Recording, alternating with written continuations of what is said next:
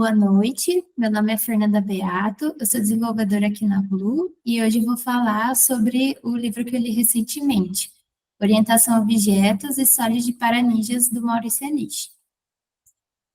Bom, no começo do livro, o autor fala um pouco sobre a diferença entre código procedural e o código orientado a objetos. Em como no código procedural, a implementação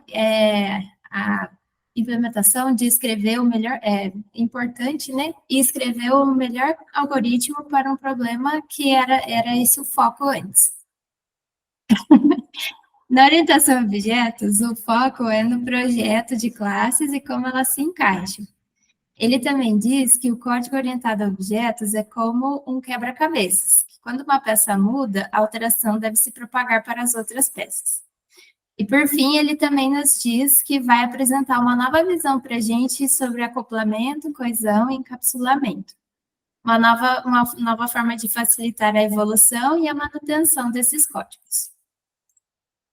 O primeiro capítulo, ele fala sobre coesão e Single Responsibility Principle.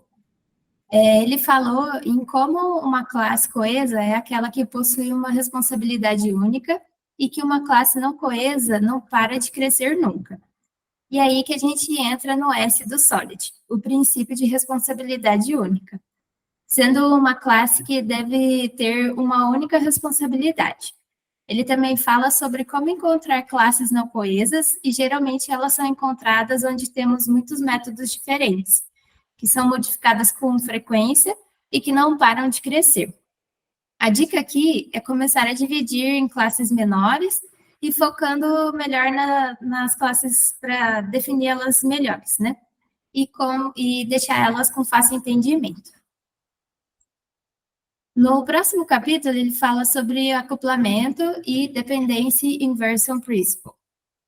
Nós vemos como o maior problema de acoplamento é na hora de juntar as classes pequenas e coesas para criar um comportamento maior. A ideia é ter classes muito coesas e pouco acopladas. E aí que entra o princípio de inversão de dependência. Seria sempre acoplar-se com módulos estáveis e que tendem a mudar menos. Se uma classe depender de outra, essa outra classe deve ser mais estável que a classe inicial. Depois, ele fala no capítulo sobre classes abertas e o OCP. A discussão é sobre como manter o equilíbrio entre acoplamento e coesão. Pode escrever, porque escrever vários ifs é super fácil, mas o difícil mesmo é saber todos os lugares onde vai ter que alterar depois, né? O importante é que novas regras sejam simples e que quando for dar manutenção, essa regra se propague para todo o sistema, não só em um ponto ou em outro. Assim, entra o princípio do aberto e fechado, classes que são abertas para extensão, mas fechadas para modificação.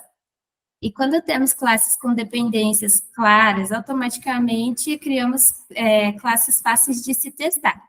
Porque se tiver muito difícil de testar, é porque o código pode ser melhorado. No capítulo de herança no outro capítulo ele fala sobre herança versus composição e o LSP.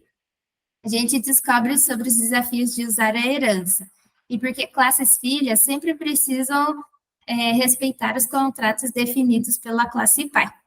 E assim entra o princípio de substituição de Liskov, onde para usar a herança do jeito certo, devemos cuidar muito bem das pré- e pós-condições que a classe pai definiu. Aqui o autor dá várias outras dicas, que eu não vou me aprofundar muito por conta do tempo. No capítulo de interfaces magras e ISP, nós vemos que interfaces coesas são aquelas que também têm só uma responsabilidade. Elas permitem o reuso e tendem a ser estáveis, impedindo gambiarras. Entramos no princípio de segregação de interface, ou seja, fazer com que o cliente não precise depender de coisas das quais ele não precisa. Então, aqui o exemplo que eu trouxe, que estava no livro, né, é o cálculo de imposto de uma nota fiscal. Eu vou precisar passar a nota fiscal em si para fazer esse cálculo, ou eu posso passar só os itens dessa nota? Aí o ideal seria criar uma interface, que chamamos no livro, né, eles chamam de tributável, e que essa classe implementa a nota fiscal. E assim a gente vai ter certeza que os itens que a gente está passando para essa calculadora vai ser os itens que são exatamente de nota fiscal, e não qualquer outro item de outra classe.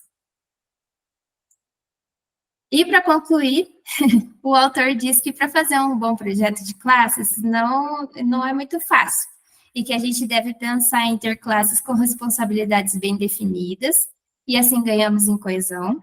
Também devemos pensar em classes com dependências estáveis para ganhar em flexibilidade e esconder detalhes de implementação para ganhar na propagação de mudanças. E claro que fazer tudo isso requer prática e muita experiência. E eu queria deixar aqui para vocês a dica de leitura desse livro, que eu achei ele muito bom e tem várias dicas para aplicar no dia a dia, mas que eu não consegui aprofundar muito. E é isso. Boa noite, muito obrigada pela atenção.